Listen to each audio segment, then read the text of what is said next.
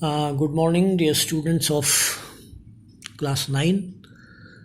आपका चैप्टर 4 मैं करा चुका हूँ। चैप्टर 5 आपके पास मैंने सिलेबस भेज दिया था, आपने भी देख लिया होगा कि चैप्टर 5 अब डिलीट हो चुका है। अब सीधे चैप्टर 6 पढ़ाना है और चैप्टर 6 में कुछ भी डिलीट नहीं हुआ है, सब करना है चैप्टर 6, ठीक है। तो आज चैप्टर 6 जब मैं स्टार्ट कर रहा हूँ लाइन्स एंड एंगल्स, तो लाइन्स एंड एंगल्स में पहले थोड़ा सा पिछली नॉलेज आपको याद दिलाता हूँ।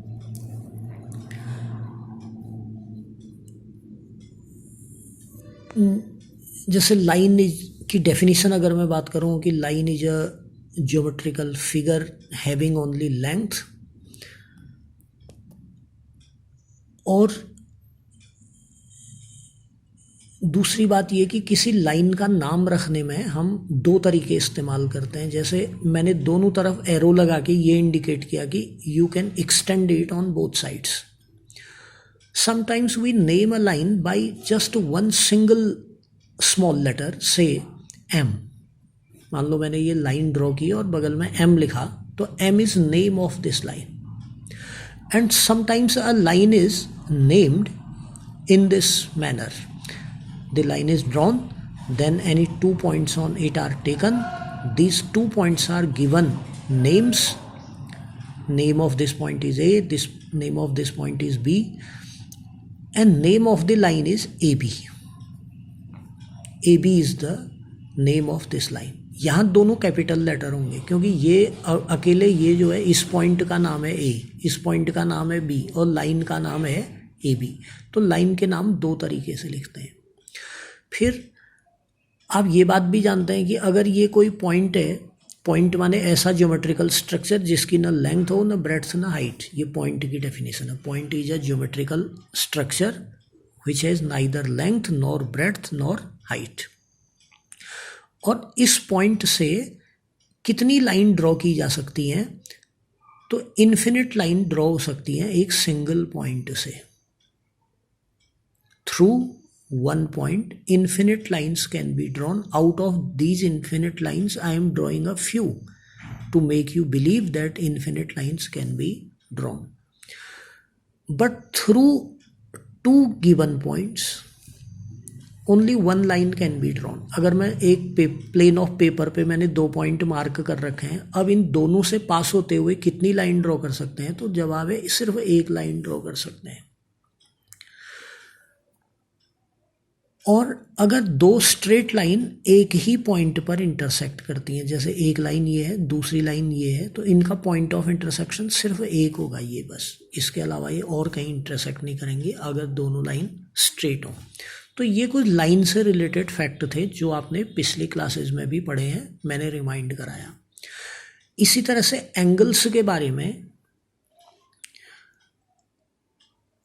एक और डेफिनेशन लाइन में हम रे की बात करते हैं। रे एक ऐसी लाइन है जिसका इनिशियल पॉइंट फिक्स है।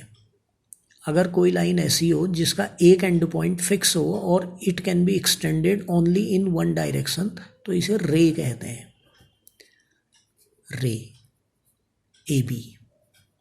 इसमें ऐसे निशान भी लगा देते हैं। निशान का मतलब है कि इस स्टार्ट ये A से हो रहा है और एक्सटेंड हो रही है B की दिशा में, A to B डायरेक्शन में एक्सटेंड हो सकती है, ये रे कहलाती है, ये इनिशियल पॉइंट कहलाता है। रे AB इसका नाम है। When one ray is inclined over another ray, for example this is a ray PQ, and over this ray PQ another ray is inclined। inclined मतलब झुकी हुई है। PQ के ऊपर ये PR रे झुकी हुई है और P इनका कॉमन पॉइंट है। When one ray is inclined over another ray, an angle is formed.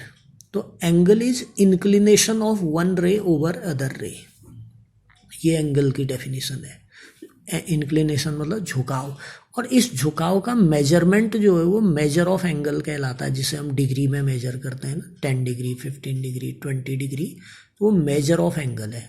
Angle की नाप, मेजर, ये वर्ड है ना, मेजर ऑफ एंगल।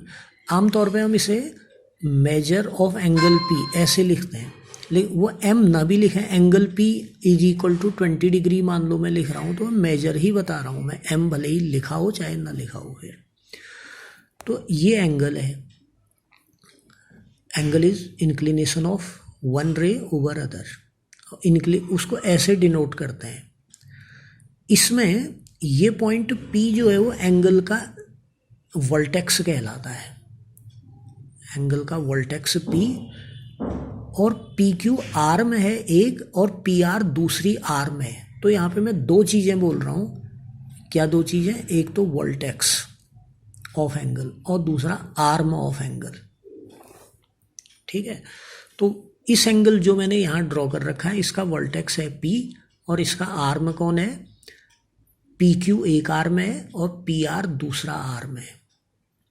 जब हम इस एंगल का नाम बोलेंगे, अब एंगल का नाम लिखना और बोलना बहुत अच्छे से आना चाहिए, ध्यान से आप देखिए और सुनिएगा।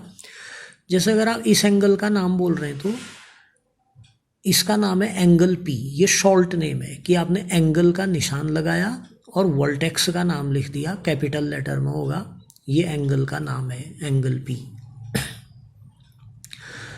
अगर इसका फुल नेम लिखना है तो हम फुल नेम ऐसे लिखेंगे, वर्टेक्स बीच में रहेगा, एक तरफ आप Q लिखें तो दूसरी तरफ आप R लिखें, तो इस एंगल का फुल नेम है एंगल QPR। आप ऐसे भी लिख सकते थे, एंगल P को तो बीच में ही लिखना है, वर्टेक्स का नाम बीच में रहना है, आप R पहले और Q बाद में भी डाल सकते हैं, तो इस एंगल का नाम एंगल RPQ भी आप बोल सकते हैं। तो ये जो तीन मैंने यहाँ पे लिखे हैं इस एंगल के नाम है, लिखने के तरीके, शॉर्ट नेम, फुल नेम, तो ऐसे एंगल का नाम लिखा जाता है। और उसके बाद आपने जो पिछली क्लासेज में पढ़ा है एंगल्स के बारे में कि टाइप्स ऑफ एंगल्स, तो टाइप्स ऑफ एंगल्स में आपने एक्यूट एंगल मतलब जो 0 और 90 डिग्री के बीच होता है, फिर राइट एंगल जो ठीक 90 डिग्री मेजर का एंगल राइट एंगल कहलाता है, फिर राइट एंगल के बाद एक्यूट एंगल का छोटा सा डायग्राम भी बना रहा हूँ, ये एक्यूट एंगल जो 0 और डिग्री से बड़ा 90 से छोटा हो, राइट एंगल जो ठीक 90 डिग्री का हो, ऑब्ट्यूस एंगल जो 90 डिग्री से बड़ा लेकिन 180 डिग्री से छोटा हो, ऑब्ट्यूस एंगल कहलाता है। फिर स्ट्रेट एंगल जो एंगल ठीक 180 डिग्री का हो, जैसे एक पॉइंट है मान लो O, यहाँ से एक रे स्टार्ट हो रही है ऐसे, इसके एग्जैक्ट ऑपोजिट दूसरी रे ऐसे स्टार्ट हो रही है, मान लो OB, ये OA। अब ये दो एग्जैक्ट ऑपोजिट रेज हैं, इनके बीच का एंगल 180 डिग्री होगा जिसे हम स्ट्रेट एंगल कहते हैं, तो स्ट्रेट एंगल 180 डिग्री। फिर ऐसा एंगल जैसे ये 180 से भी बड़ा हो जाए इस तरह से, तो ये रिफ्लेक्स एंगल कहलाता है, जो 180 डिग्री से बड़ा और 360 डिग्री से छोटा है, रिफ्लेक्स एंगल कहलाता है। फिर अगर कोई एंगल 360 डिग्री का हो तो उसे कंप्लीट एंगल कहते हैं, तो acute angle, right angle, obtuse angle, straight angle, reflex angle and complete angle, ये आप पिछली क्लासेज में जानते हैं, यहाँ भी आपको टर्मिनोलॉजी अच्छे से आनी चाहिए। उसके अलावा आपको मैं बता रहा हूँ कॉम्प्लीमेंट्री एंड सप्लीमेंट्री एंगल्स, ये भी आपने पिछली क्लासेज में सुना है। दो एंगल कॉम्प्लीमेंट्री कहलाते हैं, कॉम्प्लीमेंट्री एंगल्स। अगर दो एंगल्स ऐसे हों जिनका टोटल 90 डिग्री हो तो उन्हें कॉम्प्लीमेंट्री एंगल्स कहते हैं, और अगर दो एंगल ऐसे हों जिनका टोटल 180 डिग्री हो तो उन्हें सप्लीमेंट्री एंगल्स कहते हैं, सप्लीमेंट्री एंगल्स।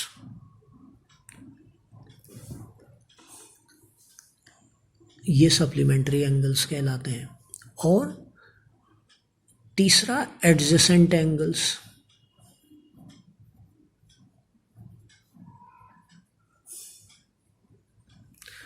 एडजेसेंट एंगल्स को आप डायग्राम से समझिए।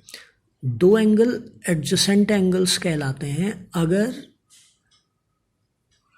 उनका वर्टेक्स सेम हो और एक आर्म कॉमन हो। अभी मैं बता रहा था ना वर्टेक्स और आर्म क्या चीज़ें हैं, मैंने जो समझाया। अब ये डायग्राम आप देखिए, मान लो इस पॉइंट का नाम मैं ए रखता हूँ, इसमें मैंने एक पॉइंट बी लिया, यहाँ एक पॉइंट सी लिया और इधर एक पॉइंट डी लिया। अब ये जो दो एंगल हैं जिन्हें मैं मार्क कर रहा हूँ, ये एंगल और ये बगल वाला एंगल, ये एडजेसेंट एंगल्स हैं। इन्हें हमने क्यों एडजेसेंट कहा? इनका वर्टेक्स ए कॉमन है, ठीक है, और आर्म AC कॉमन आर्म है। कॉमन आर्म मतलब वो इस छोटे वाले एंगल की भी आर्म है, उधर वाले इस एंगल की भी आर्म है कॉमन। तो two angles are called adjacent if they have same vertex and one arm common. And one more thing, uncommon arms are on either side of the common arm. तो ये adjacent angles कहलाते हैं। अब थोड़ी देर पहले जो मैं एंगल के शॉर्ट नेम और फुल नेम की बात कर रहा था, अगर कोई एंगल अकेला है, एक ही एंगल है, तो आप उसका शॉर्ट नेम लिखना ही सफिशिएंट है, फुल नेम की तो अब ज़रूरत नहीं है। लेकिन ऐसी सिचुएशन में, सिचुएशन मतलब मान लो कोई डायग्राम ऐसा है जैसा ये है, यहाँ पे आप शॉर्ट नेम से काम नहीं चला सकते, क्योंकि मान लो आपने एंगल ए लिखा तो पढ़ने वाले को पता नहीं चलेगा कि आप इस एंगल ए की बात कर रहे हैं जो AC और AB आर्म के बीच है, या आप इस एंगल की बात कर रहे हैं जो AC और AD आर्म के बीच का ये एंगल है। शॉर्ट नेम तो इसका भी एंगल ए है। और जो तीसरा बड़ा दिखा रहा हूँ मैं, जिसे इसमें पेन की टिप से दिखा रहा हूँ, ज़रा देखिएगा, ये जो एंगल है इसका भी शॉर्ट नेम ए है, और ये लाइन रे AB और रे AD के बीच बना हुआ है, तो एंगल ए से तो कन्फ्यूजन होगा। तो ऐसी जगह पे फुल नेम बोलना पड़ता है। अगर आप इस एंगल की बात कर रहे हैं जो जिसकी आर्म AC और AB हैं, तो इसका फुल नेम होगा एंगल BAC। तो एंगल BAC वो एंगल है जो AB और AC रे के बीच बना हुआ है। अगर आप इस एंगल की बात कर रहे हैं जो रे AC और रे AD के बीच बना है, तो इसका फुल नेम है एंगल DAC। आप CAD भी कह सकते थे। और अगर आप ये सबसे बड़ा वाला एंगल की बात कर रहे हैं जो रे AB और रे AD के बीच बना है, तो इस एंगल का नाम है एंगल BAD, या आप DAB भी कह सकते हैं। तो ऐसी सिचुएशन में एंगल का फुल नेम आना चाहिए।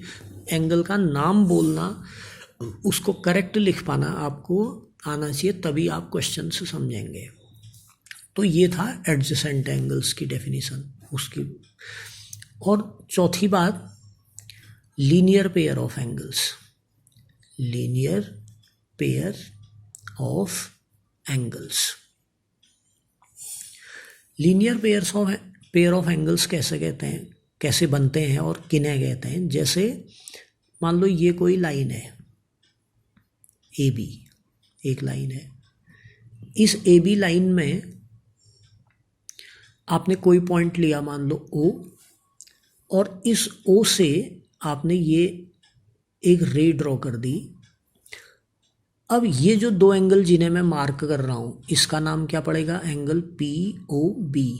और दूसरा जिसे अब मार्क कर रहा हूँ एंगल AOP।